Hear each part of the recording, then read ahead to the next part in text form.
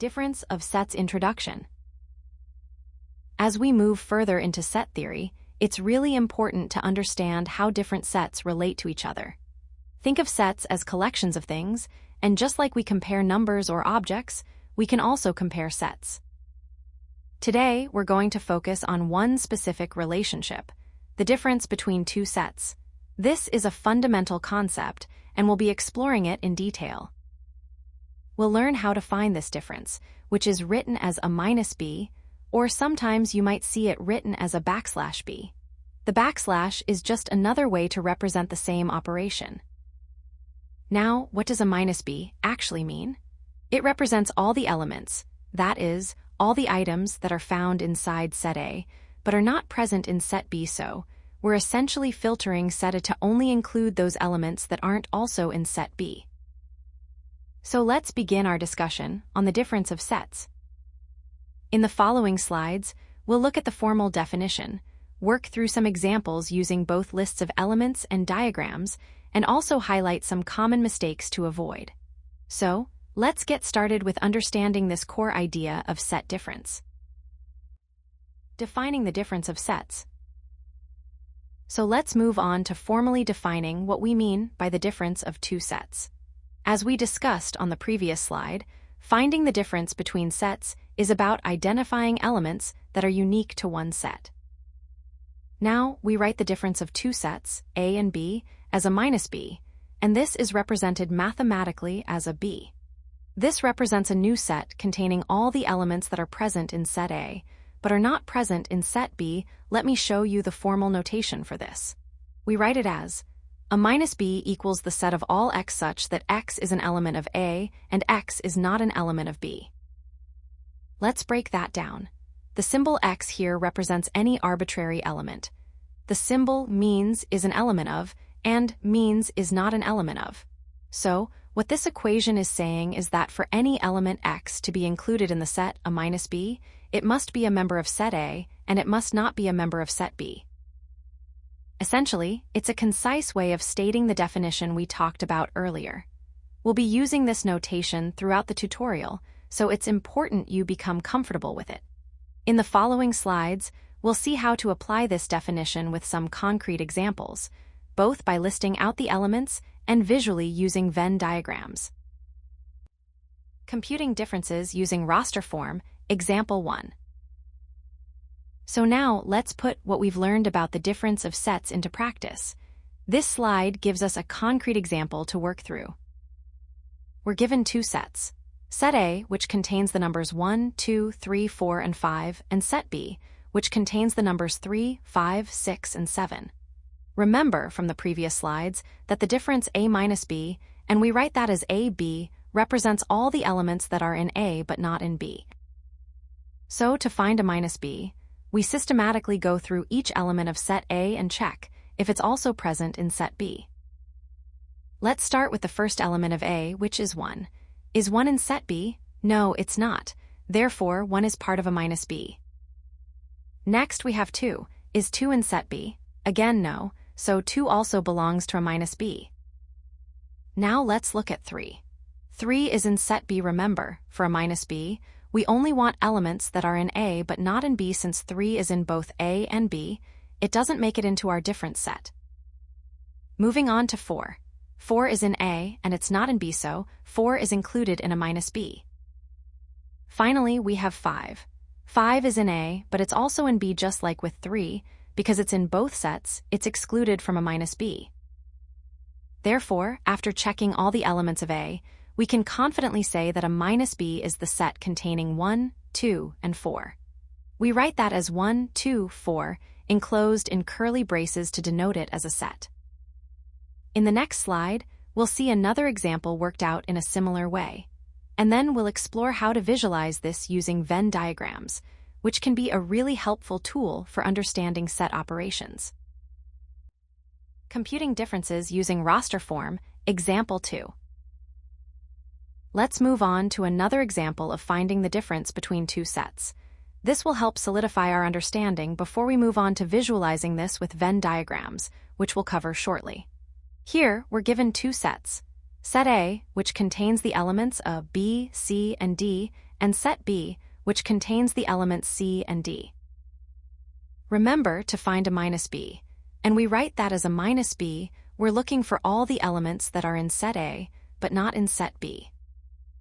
So, let's start by listing out all the elements of set A. We have a B, C, and D now.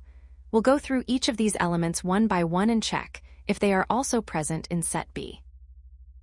First, let's look at A. A is in set A, but it is not in set B, therefore, A will be included in our difference, a minus B. Next, we have B. B is in set A, and just like A, it is also not in set B, so B will also be included in a minus B. Now let's check C. C is in set A, but it's also in set B since C is present in both sets. It does not belong in the difference a minus B. We only want elements unique to A. Finally, we have D. D is in set A, and it's also in set B again, because D is in both sets. It's excluded from a minus B. Therefore, after checking all the elements of A, we can conclude that a minus B is equal to the set containing A and B. We write this as a B. So, just to recap, we systematically went through each element of A and determined whether it was also present in B. If it wasn't, we included it in a minus B. This is the core process for finding the difference between two sets. Computing differences using Venn diagrams. So far, we've been finding the difference of sets by looking at the elements themselves, listing them out. Now, let's move on to a more visual approach using Venn diagrams. This slide introduces how we can see the difference between sets. First, we draw two overlapping circles. One circle will represent set A, and the other will represent set B. Remember, a set is just a collection of unique elements. Now, the area where the two circles overlap. That's really important. That overlapping region represents the intersection of A and B. That means it contains all the elements that are present in both set A and set B. We've talked about intersection before, so you should be familiar with that concept. Finally, and this is key for finding the difference, to find a minus B, meaning the elements in A that are not in B, we shade the portion of circle A that does not overlap with circle B. So, imagine coloring in just the part of the circle that's separate from the B circle. That shaded region visually represents all the elements that are in A but aren't found in B. We'll see this in action on the next slide with a specific example, but this gives you the general idea of how Venn diagrams can help us visualize and compute set differences. It's a really useful tool, especially when dealing with more complex sets. Computing differences using Venn diagrams example.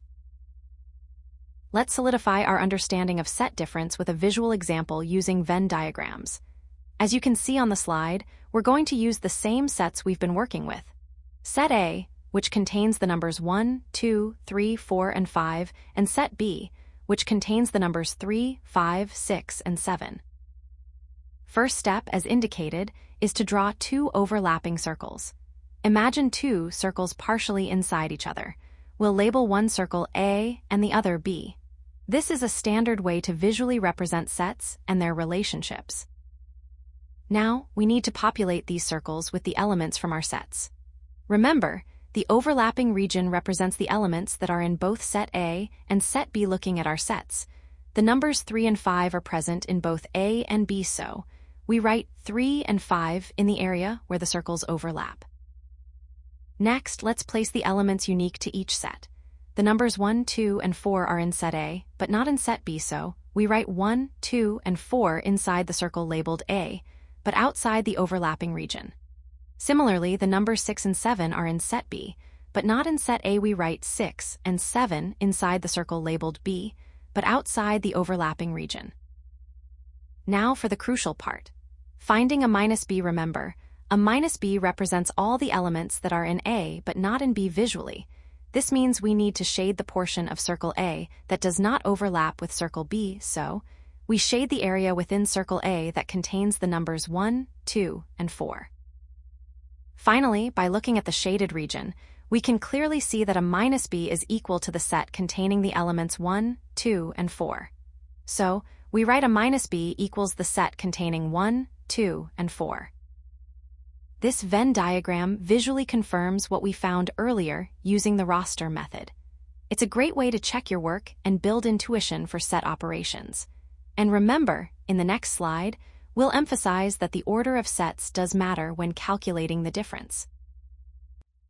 Important note: order matters. Let's move on to an important point about the difference of sets. As we've seen, finding a minus b gives us elements present in A but not in B now. This slide highlights something crucial. The order of the sets really matters. The difference of B minus A is generally not the same as a minus B, remember. With set difference, we're subtracting, and in mathematics, the order of subtraction changes the result. What does B minus A actually represent? Well, B minus A contains all the elements that are in set B, but not in set A. It's like flipping our perspective. Instead of starting with A and removing what's in B, we're starting with B and removing what's in A. Let's look at our example sets again.